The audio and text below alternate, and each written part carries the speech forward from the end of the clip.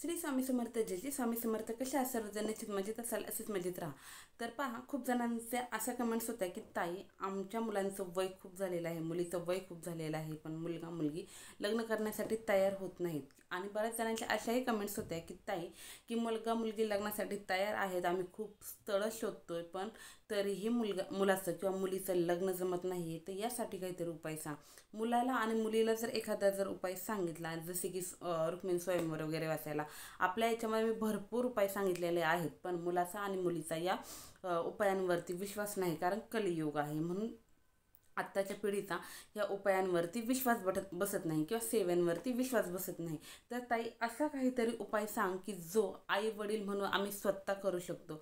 असे साधे सोपे उपाय मी तुमच्यापर्यंत घेऊन आलेले आहेत. आणि हे उपाय इतके कारगर आहेत की 1001% जरी म्हटलं तरी पण तुम्हाला प्रचिती ही येणार म्हणजे येणारच. फक्त तुम्ही सेवा ही मनोभावे करा. किती दिवस करायची, काय करायची, हे सर्व भगवंत पाहून घेईल. ही अशी सेवा नाही की बाबा 11 मंगळवार करा, 11 गुरुवार करा किंवा 11 रविवार करा, असं काहीही नाही. जिथपर्यंत तुमचं मन स्वतः तुम्हाला सांगेल की हां, आज मला करायची आहे सेवा, हां आजच्या गुरुवारी मला ही सेवा करायची आहे, हो ही सेवा जी आहे. मी तुम्हाला 3 उपाय सांगणार आहे लग्न जमण्यासाठी. या तिन्ही उपायांमधील जरी तुम्ही एक जरी उपाय केला, 3 उपायांमधील एक जरी उपाय जरी केला तरीही चालेल, काही हरकत नाही. पण तुम्हाला जो उपाय योग्य वाटेल तो उपाय तुम्हाला करायचा आहे. फक्त उपाय गुरुवारी करायचा आहे. अतिशय साधे सोपे उपाय आहेत. म्हणजे जो पहिला उपाय सांगणार आहे दत्त माऊलींचा, दत्तगुरूंचा, तो तुम्हाला गुरुवारी करायचा आहे. त्यानंतरचे कोणते उपाय कोणत्या वारी करायचे हे सांगणार आहे. तत्पूर्वी जे कोणी आपल्या चॅनलवरती नवीन असाल, अजून चॅनलला सबस्क्राईब केलं नसेल तर चॅनलला सबस्क्राईब करा, बेल आयकॉन ऑन करा, जेणेकरून असे छान छान व्हिडिओ तुमच्यापर्यंत येतील आणि तुमच्या जीवनाचे सोनं झाल्याशिवाय राहणार नाही. व्हिडिओ स्किप न करता व्यवस्थित शेवटपर्यंत पहा. मी तुमच्या सर्व शंकांचं निरसन करण्याचा प्रयत्न करत आहे. तरीही तुम्हाला काही शंका असतील तर तुम्हाला सर्वांना माहिती आहे, मी तुमच्या शंकांचं निरसन कमेंट्समध्ये करतच असते. तर सर्वात प्रथम तुम्हाला सांगते की तुम्हाला ही जी सेवा आहे, ही आता जो गुरुवार येणार आहे, ह्या गुरुवारपासून जरी तुम्ही सुरुवात केली तरीही चालेल. ही सेवा आई वडील दोघांपैकी एकाने जरी केली तरी चालेल, किंवा दोघांनी जोडीने मिळून तुमच्या मुलांसाठी जरी केली तरीही चालेल. तर तुम्हाला काय करायचं आहे, तर तुम्हाला सांगते, तुमच्या जवळपास जर दत्तगुरूंचं मंदिर असेल तर दत्तगुरूंच्या मंदिरामध्ये तुम्हाला जायचं आहे. इथं सर्वात महत्त्वाचं सांगण्याचा उद्देश की ताई, आमच्या जवळपास दत्त महाराजांचं मंदिर नाही, मग आम्ही नरसिंह सरस्वती महाराजांच्या मंदिरामध्ये गेलं तर चालेल का, किंवा स्वामी समर्थ महाराजांच्या मंदिरामध्ये गेलं तर चालेल का? चालणार नाही. पुन्हा एकदा सांगते, तुम्हाला दत्तगुरूंच्याच मंदिरामध्ये जायचं आहे. दत्तगुरूंच्या मंदिरामध्ये जाऊनच तुम्हाला हा उपाय करायचा आहे. जर तुमच्या वाडी वस्तीवरती दत्त महाराजांचं मंदिर नसेल तर जवळपास जिथे कुठे असेल तर तिथे तुम्हाला हा उपाय करण्यासाठी जायचा आहे आणि प्रत्येक वेळेस त्याच मंदिरामध्ये जायचं आहे. पुन्हा सांगते, जे दत्त महाराजांचं मंदिर आहे त्याच मंदिरामध्ये तुम्हाला जायचं आहे. तर तुम्हाला काय करायचं आहे पहा, गुरुवारी तुम्हाला दत्तगुरूंच्या मंदिरामध्ये तुम्हाला एक तुपाचा दिवा घेऊन जायचा आहे. तुपाचा दिवा, पुन्हा सांगते, दिवा हा मातीचा, स्टीलचा किंवा पितळेचा किंवा अगदी तुमच्याकडे जो असेल तोही दिवा चालेल. तुमच्याकडे जो दिवा असेल तो चालेल, परंतु दिव्यामध्ये तेल घालायचं नाही, तर दिव्यामध्ये आपल्याला शुद्ध गाईचं तुपच घालायचं आहे. पुन्हा सांगते, शुद्ध गाईचं तुपच घालायचं आहे. हा उपाय खूप कारगर आहे, खूप लोकांना अनुभूती आलेली आहे. असा हा उपाय आहे, निश्चित करा. पण तुम्हाला इथे शुद्ध गाईच्या तुपाचाच दिवा तुम्हाला मंदिरामध्ये जाऊन लावायचा आहे. मंदिरामध्ये जायचं, तिथं जाऊन तुम्हाला दत्त महाराजांच्या चरणापाशी एक शुद्ध तुपाचा दिवा लावायचा. लावून झाल्याच्या नंतर तुम्हाला तिथेच गाभाऱ्यामध्ये येऊन साईडला बसायचं आहे. बसून तुम्हाला दत्त महाराजांचं जे कोणता मंत्र येत असेल किंवा जे कोणतं स्तोत्र येत असेल तर त्या स्तोत्राचं पठण करायचं. किंवा दिगंबरा दिगंबरा श्रीपाद वल्लभ दिगंबरा, दिगंबरा दिगंबरा श्रीपाद वल्लभ दिगंबरा, या मंत्राचं नामस्मरण करत तुम्हाला तिथेच गाभाऱ्यामध्ये बसायचं आहे. आणि दिवा विझल्याच्या नंतर तुम्हाला तो दिवा घरी घेऊन यायचा आहे. येताना किंवा गेल्या गेल्या तुम्हाला देवाकडे, दत्त महाराजांकडे कोणतीही प्रार्थना करायची नाही की देवा माझ्या मुलीचं किंवा मुलाचं एवढ्या एवढ्या दिवसात लग्न जमू दे.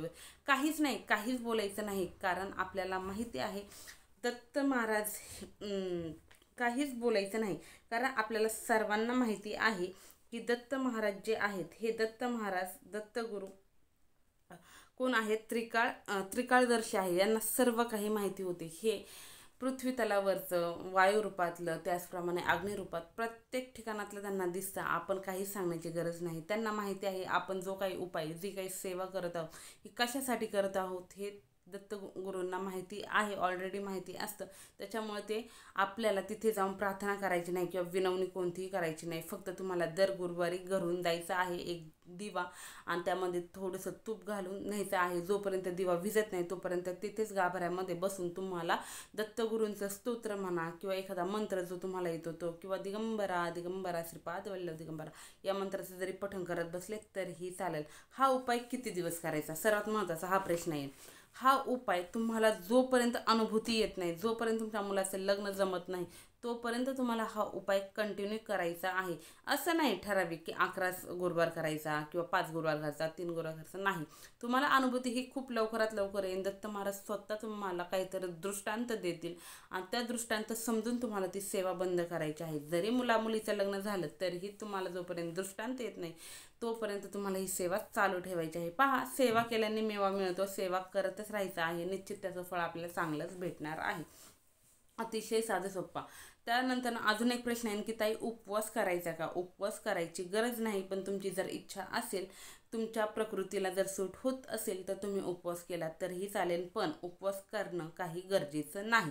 पण तुमच्या इच्छाशक्तीनुसार तुमची इच्छा असेल तर करू शकता, काहीही हरकत नाही. दिवसभरात तुम्ही हा उपाय कधीही करू शकता. दिवसभरात म्हणजे सूर्योदय झाल्याच्या नंतर सूर्यास्त होण्यापूर्वी म्हणजे सकाळी 7च्या नंतर तुम्ही सायंकाळी 6पर्यंत हा उपाय करू शकता. 6च्या नंतर करायचा नाही किंवा 7च्या पूर्वीही करायचा नाही.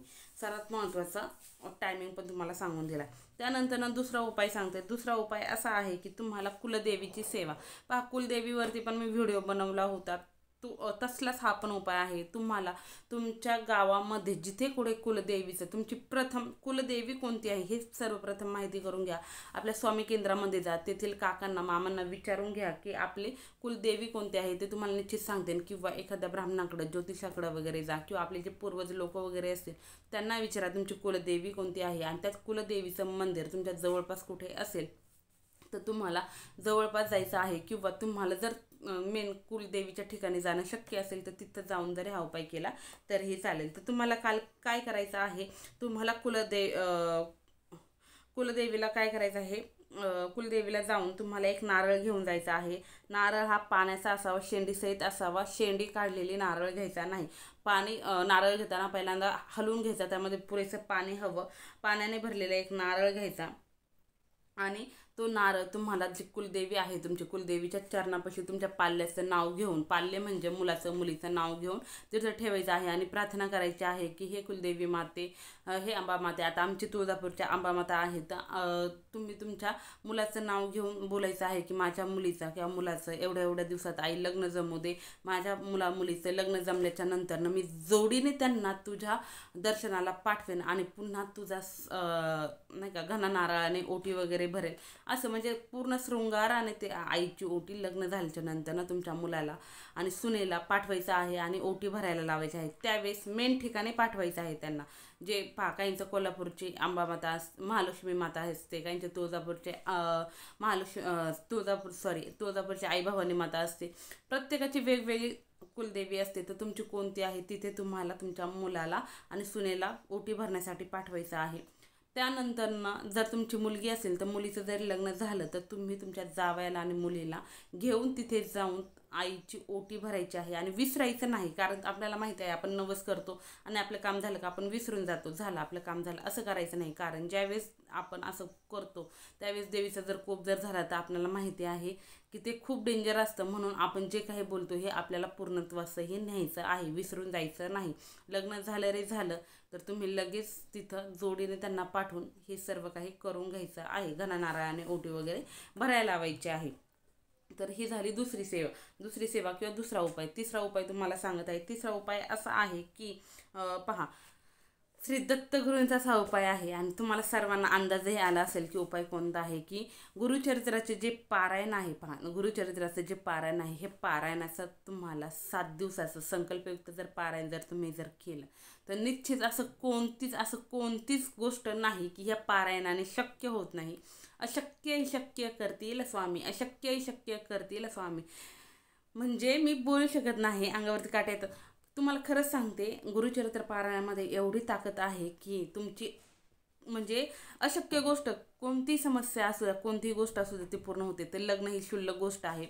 तुम्ही 7 दिवसाचं आई वडील कोणीही एक संकल्पयुक्त पारायण करा की संकल्प कसा करायचा तर हातावरती प्रथम पाणी घ्यायचं, त्यावरती तांदूळ ठेवायचं, एक फुलं असेल तर फुल ठेवायचं आणि तुमच्या मुलाचं नाव घ्यायचं, तुमच्या गोत्र जे असेल गोत्राचं नाव घ्यायचं आणि एवढ्या दिवसाचं मी गुरुचरित्र पारायण करत आहे. 7 दिवसाचं मी एक मांडी पारायण वगैरे करत आहे. तुम्हाला जे बोलायचं ते तुमच्या इच्छाशक्तीनुसार मी हे पारायण करत आहे. माझ्या मुलाचं एवढ्या दिवसामध्ये आई दत्त महाराज दत्तगुरू आई माझ्या मुलाचं लग्न जमू दे, मुलीचं लग्न जमू दे असं बोलायचं आहे आणि तो संकल्प तुम्हाला एका प्लेटमध्ये सोडून द्यायचा आहे.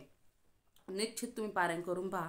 खूप जणांना अनुभूती आलेली आहे. खूप जणांना असं म्हणजे एकही गोष्ट नाही की ज्यांनी पारायण केलं आणि त्यांची ती पूर्ण झाली नाही. तर निश्चित तुम्ही 7 दिवसाचं पारायण करून पहा, संकल्पयुक्त करा. निश्चित तुमच्या मुलीला इच्छित असा वरवधू भेटेल आणि त्यांचं लग्नही लवकरात लवकर जमेल. पहा, अतिशय थोडक्यात उपाय सांगितलेले आहेत. तर निश्चित हे उपाय करा. व्हिडिओ थोडक्यातच बनवलेला आहे. खूप जणांचे पांचट काहीतरी कमेंट्स यायच्या की ताई व्हिडिओ लांबट होतो म्हणून थोडक्यात व्हिडिओ बनवलेला आहे. तर पहा, बहुतेक लोक काय बोलतात की पारायण जे आहे हे पारायण पुरुषांनीच करावं, महिलांनी करू नये, पण गुरुचरित्र पारायण. पण असं काही नाही आहे, कारण जो अध्याय होता 53वा अध्याय गुरुचरित्रामध्ये तो अध्याय म्हणजे महिलांनी वाचायचा नव्हता म्हणून महिलांनी पारायण करायचं नाही असं म्हटलं गेलं होतं. पण नाही, आता गुरुमाऊलींनी 52 अध्यायाचं गुरुचरित्र पारायण केलेलं आहे. त्याच्यामुळे सर्व महिला हे पारायण करतात. आपल्या सर्वांना माहिती आहे दत्त महाराजांच्या तिथं वटवृक्षाखालीही पारायण करतात. आपल्या व्हिडिओमध्ये तुम्ही पाहिलं असेल, व्हिडिओमध्ये मी दाखवलेलं आहे किती महिला पारायण करतात. त्याचप्रमाणे आत्ता स्वामी आईची आपल्या पुण्यतिथी झाली, जयंती झाली, त्यावेळेसही गुरुचरित्र पारायण झाले. महिला करतात, काही हरकत नाही, करू शकता. फक्त मनामध्ये भाव ठेवा.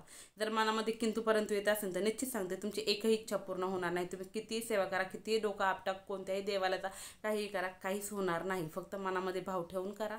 निश्चित तुमच्या सर्व इच्छा पूर्ण होणार आहेत. फक्त जे काही करणार आहात सर्वात महत्त्वाचं जे कुलदेवीचं सांगितलं, जे काही तुम्ही कुलदेवीचा तो उपाय करणार आहात, कुलदेवीला सुनेला किंवा मुलाला जोडीने तिथे जाऊन कुलदेवीची ओटी भरायची आहे. कारण आपण जे काही देवांना बोलतो हे जर केलं नाही तर देव कोपतो आणि देवाच्या काठीचा आवाज येत नाही. ते खूप भोगावं लागतं आणि कळतही नाही नक्की काय चाललेलं आहे. तर पहा, झालेली सेवा स्वामींचरणी रुजू. व्हिडिओ कसा वाटला कमेंट्समध्ये नक्की सांगा. कमेंट्समध्ये श्री स्वामी समर्थ श्री गुरुदेव दत्त तुम्ही ज्या देवांना मानतात त्या देवांच्या कमेंट्स निश्चित करत चला. खूप छान वाटतं. असंच प्रतिसाद द्या. श्री स्वामी समर्थ. जय जय स्वामी समर्थ. श्री स्वामी समर्थ महाराज की जय.